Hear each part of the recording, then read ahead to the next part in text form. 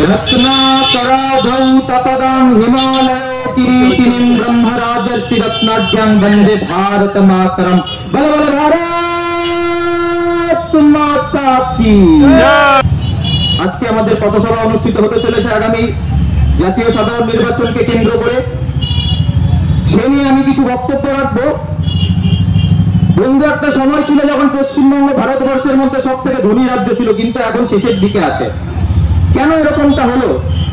গত 34 বছরের লাল প্রশাসন এবং বর্তমানে এই 13 বছরের সর্বস্পর্শী দুর্নীতিগ্রস্ত তৃণমূলের অপশাসনের ফলে পশ্চিমবঙ্গ রসাতলে চলে যাচ্ছে।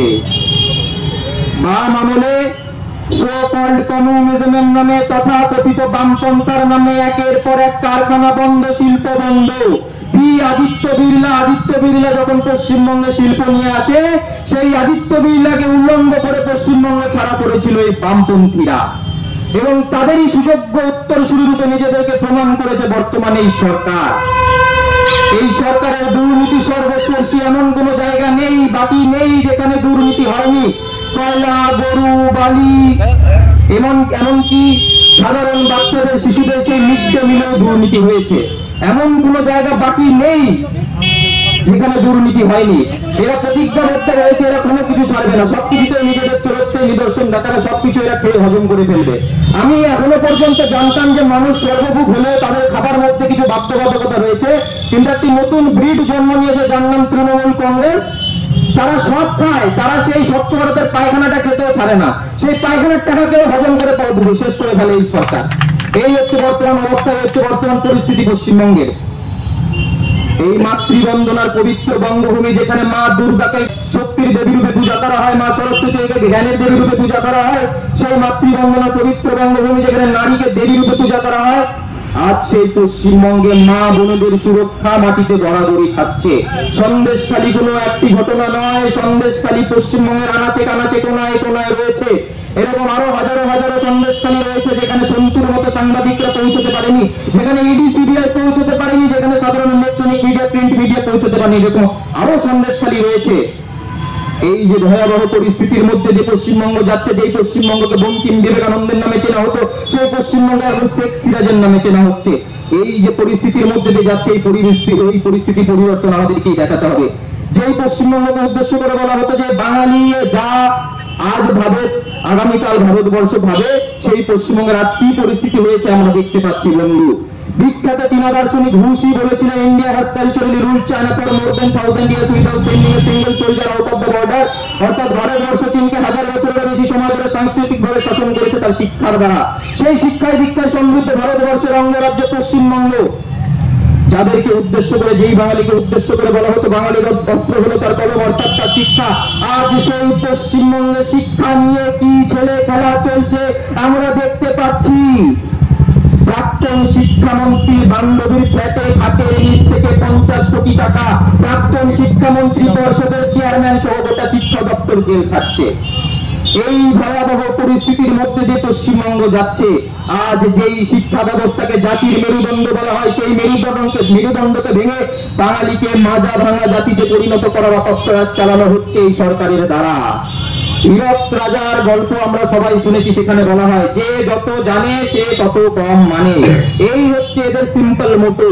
এদেরকে অশিক্ষিত রাখো, 500,000 টাকা দাও আর ভোট নিতে থাকো। এই যে অতল দুর্নীতি চলছে, এই দুর্নীতির বিরুদ্ধে আমাদের সোচ্চার হওয়ার সময় এসেছে।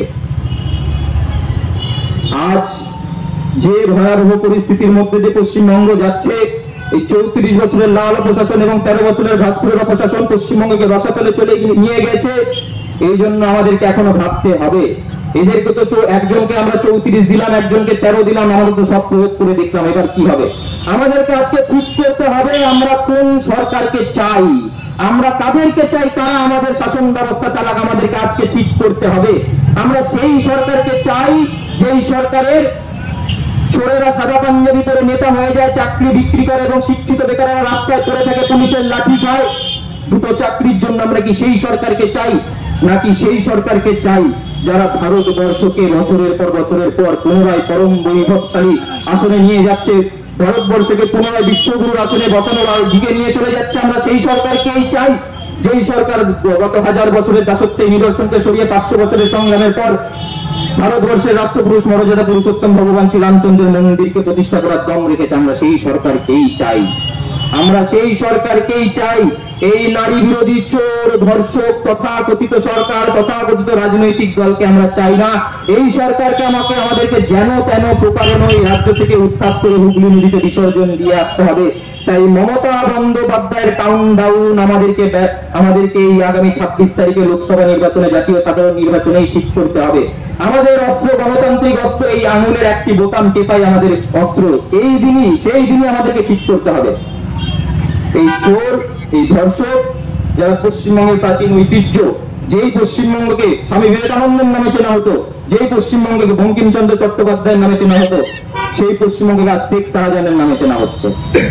এই দিন কি আমাদের দেখা বাকি ছিল? আমাদের মনে এসে এই দিন কি দিয়ে গেছিল? আমরা সেই পশ্চিমবঙ্গবাসী, যেই পশ্চিমবঙ্গ ভারতবর্ষকে রাষ্ট্রবাদ দিয়েছে, ভারতবর্ষকে শিক্ষায় দীক্ষায় সমৃদ্ধ করেছে, সেই পশ্চিমবঙ্গ, এই পশ্চিমবঙ্গে ভারতবর্ষকে বন্দে মাতরম গীত দিয়েছে, আনন্দমঠ দিয়েছে, সব থেকে বেশি স্বাধীনতা সংগ্রামে এই রাজ্য থেকে গিয়েছে। আজকে কেন আমাদের রাজ্যকে এই চোরেদের নামে চেনা হবে? কেন যেই রাজ্যকে মনীষীদের নামে চেনা হতো, বীর স্বাধীনতা সংগ্রামী স্বামী বিবেকানন্দ, ক্ষুদিরামের নামে চেনা হতো, আজকে কেন সেই রাজ্যকে এই চোরেদের নামে চেনা হচ্ছে? এই পরিস্থিতির পরিবর্তন আমাদেরকেই করতে হবে এবং এদেরকে সরানোর জন্য, এই স্বৈরাচারী সরকারকে সরানোর জন্য আমাদের প্রথম গণতান্ত্রিক পদক্ষেপ হলো গণতান্ত্রিক ভোটদান। আমরা দেখেছিলাম যখন সন্দেশখালি কাটছিল, আমাদের মুখ্যমন্ত্রী দিদি নাম্বার 1-এ গিয়ে টাকা থই থই নাচ নাচছিল। আমরা জানতাম নির্লজ্জ মুখ্যমন্ত্রী, তিনি আমাদেরকে ভুল প্রমাণ করেছেন। তিনি চরম নির্লজ্জ মুখ্যমন্ত্রী, নাক কান কাটা মুখ্যমন্ত্রী, কলিযুগের শূর্পণখা, হিটলারের নারী অবতার এসেছে পশ্চিমবঙ্গে। এবং এই পরিস্থিতির পরিবর্তন আমাদেরকে যেন তেন প্রচারণা করতেই হবে।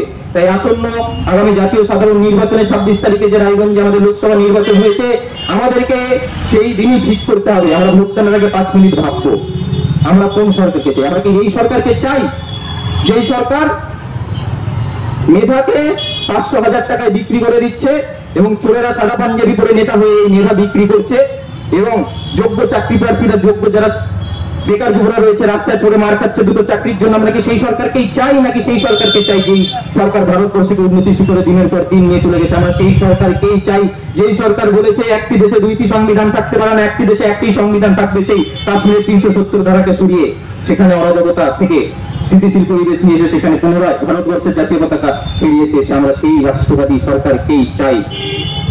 আমাদেরকে জানতে হবে একটি ইতিহাস, যখন শেষ পর্যন্ত এই বামপন্থীরাও পশ্চিমবঙ্গে শিল্প আনতে বাধ্য হলো, তখন মমতা বন্দ্যোপাধ্যায় সেই টাটার শিল্প পশ্চিমবঙ্গে আসতে দিল না। সেই শেষ হাসিটুকু পশ্চিমবঙ্গবাসীকে মমতা বন্দ্যোপাধ্যায় আসতে দিলেন না। সেই টাটার শিল্প পশ্চিমবঙ্গ ছেড়ে চলে গেল। কিন্তু আমাদেরকে জানতে হবে তারপরে কি হলো। তারপরে এক ব্যক্তি টাটার সেই শিল্প গুজরাটে নিয়ে গেল। তিনি বললেন, আপনি পশ্চিমবঙ্গে শিল্প করতে পারছেন না, আপনি গুজরাটে আসুন, গুজরাটে শিল্প হবে। এখন গুজরাটের জিডিপি ভারতবর্ষের মধ্যে প্রথম সারিতে আসে। যে ব্যক্তি নিয়ে গেছিলেন তিনি আজ এই আমাদের রায়গঞ্জের পূর্ণভূমিতে নিজে এসেছিলেন। যে ব্যক্তি নিয়ে গেছিলেন তৎকালীন গুজরাটের মুখ্যমন্ত্রী, বর্তমানে ভারতবর্ষের যশস্বী প্রধানমন্ত্রী শ্রী নরেন্দ্র দামোদর দাস মোদী, যাকে উঠতে বসতে গালাগালি করেন আমাদের শূর্পণখা মুখ্যমন্ত্রী মমতা বন্দ্যোপাধ্যায়। এই ইতিহাসটা আমাদেরকে জেনে রাখতে হবে। তাই যদি রাজ্যের উন্নতি চাই, যদি নারী সুরক্ষা চাই, যদি আমাদের ছেলে মেয়েদের, আমাদের বেকার যুবদের ভবিষ্যতের কথা ভেবে থাকি, তাহলে আমাদেরকে ঠিক করতে হবে আমরা তাদেরকে নির্বাচিত করে আনবো। তাই 34 বছর তো একজনকে দিলে, আমার 13 বছর আরেকজনকে দিলে, আমরা তো দেখে নিলাম কিভাবে রাজ্যকে রসাতলে নিয়ে যেতে হয়, আমরা তো দেখে নিলাম। এবার না হয় আমরা একটু পরিবর্তন করে দেখি, পরিবর্তন করে দেখি আমাদের কি হয়। এই বলে আমার এই ক্ষুদ্র বক্তব্য এখানে শেষ করব।